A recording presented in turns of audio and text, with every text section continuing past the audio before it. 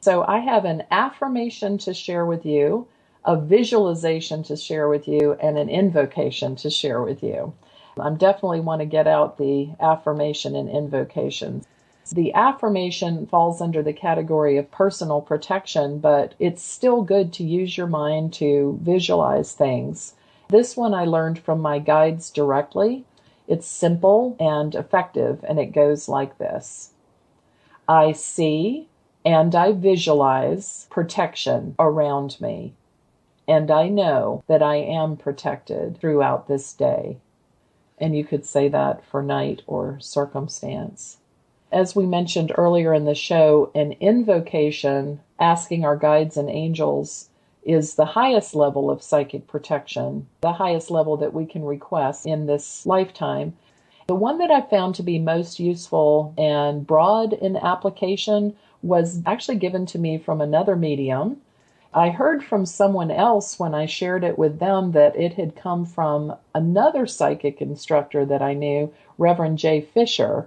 So I don't know whether he created it or found it elsewhere, but it is my absolute favorite and is used for building and strengthening the aura. It goes like this. I, Tracy, and of course you would put your name at the beginning instead, ask the ministering angels of higher intelligence and the teachers of my inner band to unite with me in the building and strengthening of my protective aura, so very, very strong that only the vibrations of truth, light, love, peace, knowledge, wisdom, healing, and understanding be permitted to touch, influence, or use me in any manner. And I thank you. And that invocation should be used at least twice daily, morning and night, until you feel a buffer or density of protection around you. You might even sense an individual protector, guide, or teacher around you, or more than one if you allow it, and you'll feel your entourage coming in to support you. I mentioned that I also had a visualization for you. And I have shared this in a previous episode, but I'm going to do it today because we are talking about psychic protection. This is another personal protection exercise. It's called the Rainbow Zipper, and it was taught to me by yet again another medium, Reverend Donna Fitzgerald. And this one is particularly useful for people that are empathic and can be used before going into a dense emotional or spiritual environment. Anywhere you can feel the need to separate your energies from those around you. And how you do that is you stand with your feet slightly apart and you drop off any of the negative or heavy energies that might have tried to attach to you. Just drop them off into the ground. Then you raise both hands, if you're able, over your head. If you're not able, you can visualize it. Our mind is a powerful thing and does the same work whether our body does or not. Raise both hands over your head. And the reason this thing is called the Rainbow Zipper is that we have a series of energy centers called chakras that run up our body from the base to over our head, and they are in a rainbow color.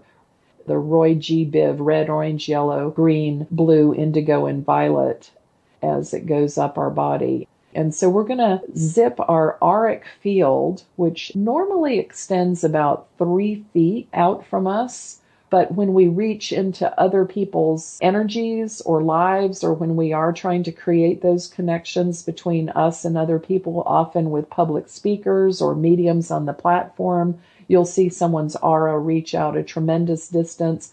It can actually reach out for quite a ways, actually, into universes and other dimensions of time and space. For the sake of this exercise, imagine it about 3 feet out. And what you're going to do as your hands are over your head is you're going to pull your auric energy back behind the line that you draw as you draw down a zipper about 10 to 12 inches in front of your body. And as you pull it down, you imagine your energies coming back behind that barrier, that kind of clear barrier there. And when you reach the bottom, you can lock the zipper. And what this does is it pulls your energies back. you're still able to perceive, you're still able to sense, but you're protected from the intermingling with other energies that might not be so beneficial with you. And you wouldn't want to close them out all the way. You wouldn't want to shut down all of your energy, because then you would pass like the shamans that went out to the wilderness and lay down and died, kind of thing. You don't want to do that. You just want to pull it back to a certain buffer around your body. I hope that these will be very helpful to you. Psychic protection is really important. You shouldn't work in spirit without suiting up. You wouldn't go out in a Siberian winter without the proper attire and going into the etheric realm. It's just a matter of practicality. And that is our psychic development exercise today.